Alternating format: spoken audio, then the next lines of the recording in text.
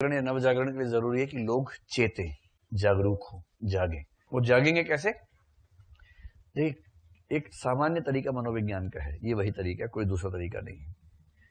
अगर किसी के अंदर कॉन्फिडेंस की कमी है तो उसके अंदर कॉन्फिडेंस लाने के दो ही तरीके हैं, तीसरा तरीका है ही नहीं।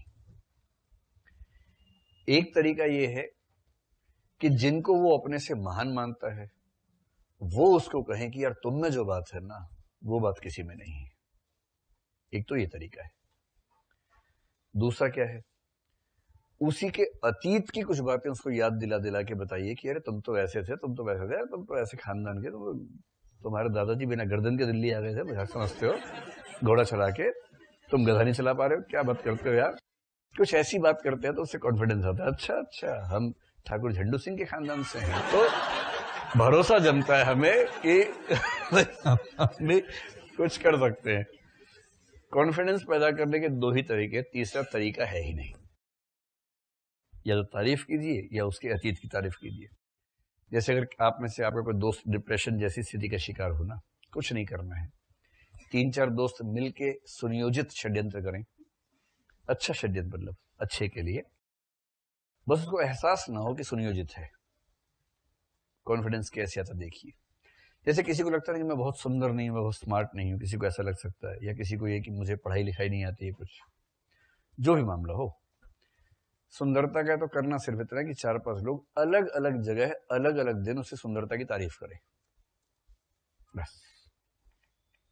एक अचानक बोले अरे यार बड़े जबरदस्त लग रहे हो आज तो, उसको अपने ऊपर वो है इंफीरियरिटी कॉम्प्लेक्स है कि वो स्मार्ट नहीं है। कहेगा अरे यार क्यों मजे ले रहे हो, हमारे सारी दुनिया मजे ले रही है, तुम अरे यार मजे नहीं ले रहे भाई, सच में नया स्टाइल है क्या, हेयर स्टाइल चेंज किया है कुछ? कह रहे नहीं, कुछ तो बात है भाई, कुछ तो है। जानते हो जो मेरे साथ बैठती है वो भी कह रही थी।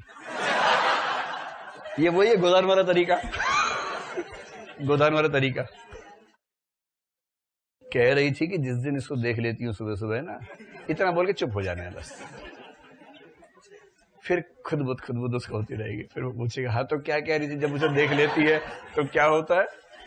फिर बोला कह रही थी कि इसको देखती तो दिन अच्छा होता है, इतना स्मार्ट आदमी है, इतना डिसेंट है, कभी गंदे तरीके से ना बात करता है किसी से, ना गंदे तरीके से देखता है। कह रहे मुझसे कोई बात ही नहीं करता, मैं गंदे से कैसे बात करूंगा, तो बात ही नहीं करता हमसे। तो कह रहे ये सब नहीं भाई, तारीफ की तो मैंने बता दिया, चलो आगे से नहीं बताएंगे। नहीं आप बता देना।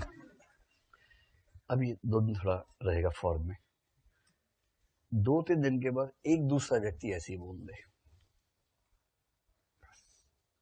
बोले अरे थोड़ा ठीक से निकला करो भाई, कल तुम जा रहे थे पुल पार कर रहे थे, 3 लड़कियां गिर गई नीचे। वो ऐसे कुछ बोल रही है, देख रही तुम्हें और चढ़ रहे थे नीचे, सीढ़ी आ गई अचानक, सीढ़ियों पे ध्यान नहीं गया, धाड़ से नीचे गिरी, एम्बुलेंस बुलानी पड़ी उसके बाद। ऐसे तैयार नहीं होते हैं, ठीक से निकला करो भाई, थोड़ा समाज का भी ध्यान रखो। आप ऐसे 3-4, एकदम थोड़ा बढ़ा के बोल रहे हो, इतना मत बढ़ाइएगा, लेकिन अगर आप 3-4 बार ऐसा बोल देंगे ना अलग अलग लोग, उससे भरोसा हो जाएगा कि दम है मेरे अंदर।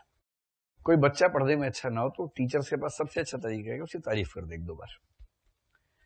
जैसे वो अंग्रेजी में चौपट है मान लीजिए, एक आध वाक्य अंग्रेजी में ठीक लिख दिया कभी जीवन में एक आध, टीचर तारीफ करता है अरे यार क्या बात है, गजब, ये टेंस एकदम ठीक लिखा, एक काम करना कल ये वाला टेंस सीख के आना, और क्लास में ताली बजवा दे 2 बार।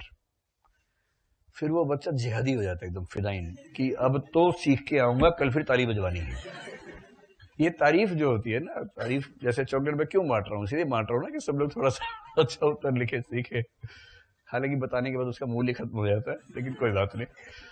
तो किसी को कॉन्फिडेंस से भरने के 2 ही तरीके हैं, एक उसकी तारीफ ऐसे लोग करें जो उसके निगाह में उससे बेहतर हैं, दूसरा उसके अतीत की तारीफ कोई इस तरह से करे कि उसको यह भरोसा जमे कि अच्छा हम लोग इतने महान थे पहले, अच्छा हम लोग उस परंपरा के हैं, तब तो हम कर सकते हैं कुछ भी।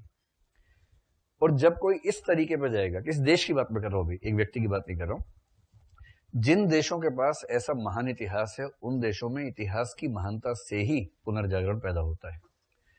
जिन देशों के पास ऐसा इतिहास है ही नहीं, उनके पास फिर दूसरे तरीके हैं, जो सेकंड वाला तरीका है। क्योंकि भारत में हम मानते हैं कि भारत के पास एक समृद्ध इतिहास है, तो भारत में रेनेसा पैदा करने का सबसे अच्छा तरीका, जैसे पश्चिम में भी हुआ, अरस्तू की किताबें पढ़ के हुआ, तो भारत में भी ये अंडरस्टैंडिंग कई लोगों में रही कि अतीत की महानता दिखा के हम रेनेसा की स्थिति ला सकते हैं। जैसे दयानंद कह रहे हैं वेदों की ओर लौटो, स्वर्णिम युग वही था, कुछ इस तरह की बात भारतीय हिंदू भी करना चाह रहे हैं। इसलिए इनका इतिहास बहुत एक तरफा है एकदम। आप पहले गीत में भी देखेंगे सारे अच्छे अच्छे नाम